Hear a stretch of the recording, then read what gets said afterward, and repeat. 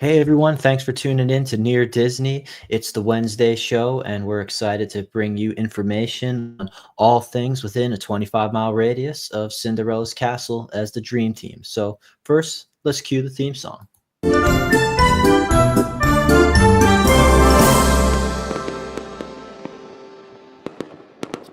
Well, as we're getting the stream started and people start to realize we're live and join in, feel free to let us know where you're watching from, or if you have any questions that you'd love for us to ask. As area experts, we've been working in real estate for a while in the Disney area. That's always cool. Even if it's not related to the topic at hand, just feel free to comment. We'll get to you, or just say hello.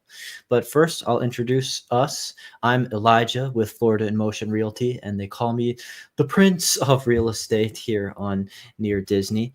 And then in the square next to me, I'm Tanya with Florida and Motion Realty, and they call me the Latin Princess because I speak Spanish. Happy to be part of the team and love every Wednesday night we get together.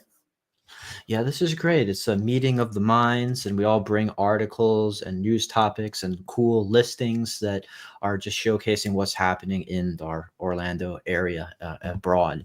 And so, something that we've been hearing about, a lot of people have been messaging, is just like, oh my gosh, I've been watching the news, it's snowing in Florida, what's going on down there? And Florida is kind of a long, lengthy state, so there's kind of that panhandle area that's having this unusual phenomenon of maybe like once in a lifetime experiencing snow here.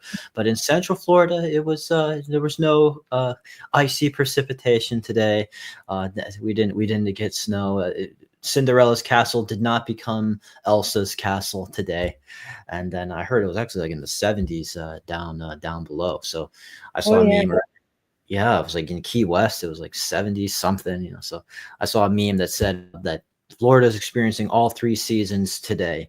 Winter in the north, autumn in the Disney area, and then straight up summer in South Florida. So that's kind of that's kind of fun. But speaking about winter things on brand, I wanted to bring up this interesting article you may have just seen, that the house from Home Alone, like that big iconic brick house that was on the market for sale, you might have seen it actually just sold. It was about a week on the market for those that kind of wintry, snowy, Christmas themed. 5.5 million, and that's incredible because it happens to be over asking price. Now they got a picture of Kevin here, Macaulay Culkin as a kid. So that's Chicago suburb. Basically, it was only on the market for a week. Took 250,000 over asking price when the sale was finalized. So there was kind of a bid on this iconic landmark of a home, and I guess part of the deal for what was with the offer that got accepted was that the sellers wanted the opportunity to stay in the house for that last Christmas. So maybe that's why it took the deal a little extra time to close, even though went off the market pretty quick. So that's kind of cute. Like they wanted to spend their last Christmas in the house for the ultimate Christmas movie. I had heard whispers that like Macaulay Culkin was even like himself tempted to make an offer on this home. So like just to relive the nostalgia. But there was a lot of to do about the way that they updated the interior, got rid of that 90s, 80s wallpaper and made the kitchen modern. But at least they're paying homage to it with the theater room that they put in the house. So that's pretty cute. And I hope someone makes a life that is full of cinematic quality memories in this place, because it's gonna be the real world, not just movies. So yeah, I just thought that was kind of fun, and it also reminds me of some of the concessions that we have to make, because you talk about what does it take to actually get the offer to close, and sometimes if you have the ability, they will even maybe take a lesser offer.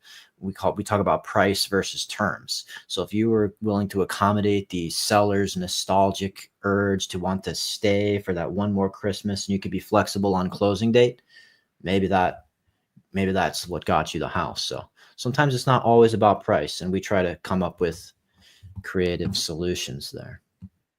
And and you do a really good job with that, Elijah. well, well, thank you. You do as well.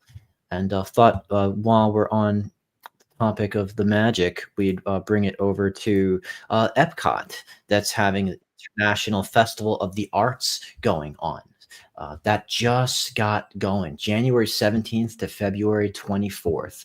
It's more outdoor activities. We've got some photos to show you. So when we're talking about it's not snowing on us, but there's still cool things to do outside.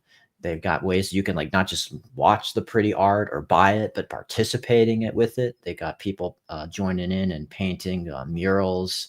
They got chalk art going on. You can't sidewalk chalk when it's covered in snow. Yeah, can't say I've tried, but it all evokes the memory of like the famous scene from Mary Poppins where they're doing the chalk art and jumping into the worlds of the chalk that are created. There's a lot of brilliant artists that get to participate. Even people from our own town, we saw who were joining in. People who are local artists got to jump in and enjoy this. I particularly like this one where he holds the camera upside down, so it looks like the world is upside down. You got like he's pretending to be fallen, and then the Hulk and Iron Man are coming to save him. But I particularly like his outfit. It looks kind of like something I would wear uh, when it comes to his kind of floral themed shirt there. So cool. That's one of the big things about Disney living is like when you get a pass. Some people say like, well, if you've been to the parks a few times, what's even the point? Like if it's like you've been there, you've seen it. But the fact when these festivals and these new events and food and art shows are going on and all the concerts year round, it always gives you a new excuse to get back to the park, even if there's not necessarily a new ride to check out. So we will throw this back over to the real estate side of things because you found a really cool update about kind of what's going on with the market in 2025, Tanya. Yes, absolutely. So the National Association of Realtors predicts that 2025 will be a year of stabilization and very good opportunities. So mortgage rates are expected to settle around 6%, which is good news because we might not see the ultra low rates that we've seen in the past, but we are going to see a little lower rates, which is great, exciting things for new buyers. And the market's finding that balance again. And it takes time, to go down. But that's what the real estate market does. It goes up and down. And what we want is for it to be stable over time. And, what better place than Florida for that? 6% mortgage means that the average buyer can afford, um, a regular home, which is something we've been waiting for. A lot of people have been waiting since about COVID times, a little after COVID times, to get an opportunity like this. And this means that approximately 6.2 million households will qualify for a medium home priced home. So that's exciting and very huge. We're Absolutely. seeing inventory gradually increase. Builders are starting to pick up the pace, and more homeowners are likely to list their properties as conditions improve. And if we talk about the top markets for 2025, NRA highlights areas with key factors like faster job growth and influx of millennial buyers, such as us, and Yeah. more inventory of starter homes. So these markets are poised for success and could be your golden opportunity if you're looking to buy or invest. And remember, real estate is local, so understanding your specific market is crucial. And this is why we're here, because we specialize in a 25-mile radius of Cinderella's Castle, and we're always happy to answer any questions you may have about this area. And to sum it up, 2025 is shaping up to be a very good year of opportunities. Yeah, I'm happy that you brought that up. I mean, we heard, like all kinds of people that were just going through every stage of what if when the interest rates were climbing, when it wasn't two anymore and it wasn't three and it wasn't four, and then I think we was getting around though that 8 percentile mark. And now it's just kind of nice to see that ebb backwards to something that people would feel like is more of a deal and more reasonable and gives them more purchasing power and ability to have the best monthly payments that they can in this market. So definitely That's thanks for good. that update. And I like that you brought up us, you and I, as millennials in this market who have both had to contend with the housing, our housing pursuits in our own ways.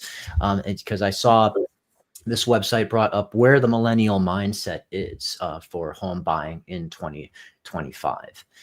It's just, the narrative continues to stick that it continues to be a struggle. And but 74% think that home ownership is part of the American dream. And that even if it's tougher to deal with this lack of inventory that we're finding in the market in the market for now, those decreasing interest rates are definitely helpful. And we'll see, it's a whole season of change in this country right now. We'll see where things take us in that regard. But why, when it comes down to the millennial mindset of like why people in that demographic of like mid 20s to mid 30s are buying in 2025, the top reason at 39% was it's a good investment. So their kind of mindset for like building equity for the future is it. But then just under that, at 38%, they're saying that they need more space, that they're accumulating more stuff and they're accumulating more people in their household. Whether it's a spouse or children, and that's going to be more of a priority there. And 26% are saying that it's about moving to a different area, wanting to. And 22 saying reducing living expenses. So maybe go to an area where the cost of living is more manageable. And 21% say that the rent keeps increasing. That does become a factor because as we like to talk about here, you start to weigh about like, wait a minute, like how if a mortgage payment's like the same as my rent, maybe I need to consider building equity by purchasing a home. And when it came to that, it also highlighted their concerns about home buying in 2025, stuff that we're happy to talk to you and about alleviating these concerns as realtors in the area. Not being able to afford it, well, on an area by area neighborhood basis, we'll try to get you the most that you can get for your dollar that you have and your budget point. Hidden costs of ownership is what they're afraid of. That's what we're there to also work with you, put you in touch with lenders, put you in touch with title company. That'll just kind of make sure all of that is disclosed up front, so all about closing costs, all about any of those condo dues or homeowners association dues or maintenance, etc. And then of course the mortgage itself. That's why we're happy about the potential for lowering rates. And of course, we have a whole Rolodex full of lenders and happy to hook you up with all the ones that can maybe provide the best program for you and your needs. Another statistic I thought was interesting was that there are things that millennials they're so wanting to get the most house for their buck that there's things that they're willing to put up with, which was saying that they were saying that like over 50% of them didn't mind for the right price just getting a house that smelled like cigarettes, or that they said that they wouldn't even mind if it had mice in it to kick out. Like there's a larger willingness to take on a fixer upper just to get the house in the right home, in the right neighborhood for that right price. Because you can't change location, but you can. Yeah. There's things you can defer down the road. So that was interesting. Wow. Very nice article. And wanted to throw that over to something kind of fun, which was that apparently Florida is a great place for food. We did an article highlight months ago about that Orlando was like one of the top foodie cities in the nation, and that extends, I guess, to nationwide with 13 Florida restaurants being named among 2025 James Beard semifinalists award. So basically, this James Beard program is like having its 35th anniversary, and it's known as the Oscars of food to some, recognizing eateries and chefs who create exceptional food and food media content. And so I just wanted to kind of take a look at some of the celebration of our cuisine. There were some Orlando specific places that were getting shouted out from these categories, like best restaurateur, best restaurant, best chef, best emerging chef, best pastry chef, outstanding bar. A lot of those are in Miami. But I don't doubt it. But as for like what I'm seeing with Orlando, some fine people here, Sato Sushi, Ray's, Mezzaclaria, the Osprey in Orlando. If those sound familiar to you, let us know. Or if you have some local favorites that you think should be award winning or are award winning that you enjoy, let us know in the comments or the chat. And trying to find where else it's in Orlando.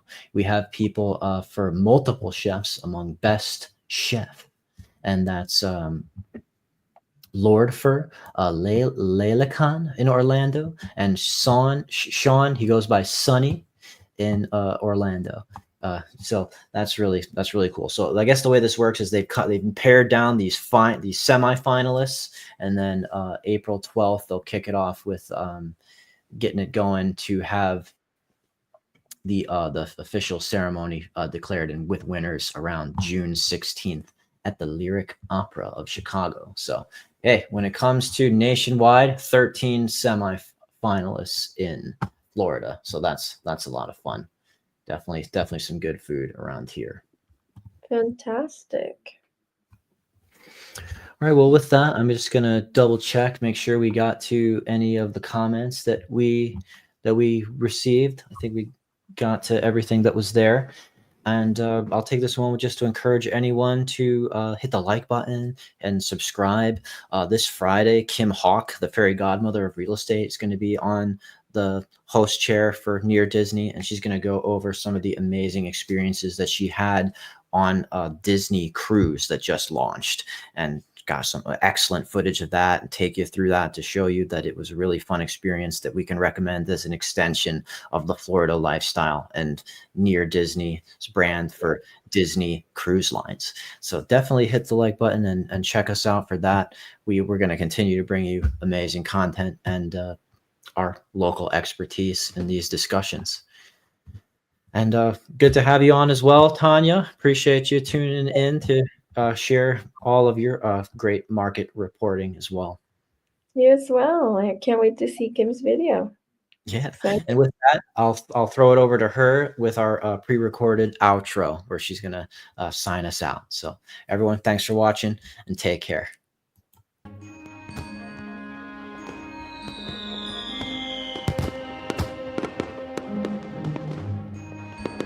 Make sure that you subscribe and like so that we can continue to give you up-to-date information on all things that are going around the 25-mile radius of Cinderella's castle, because this is truly a magical place to live.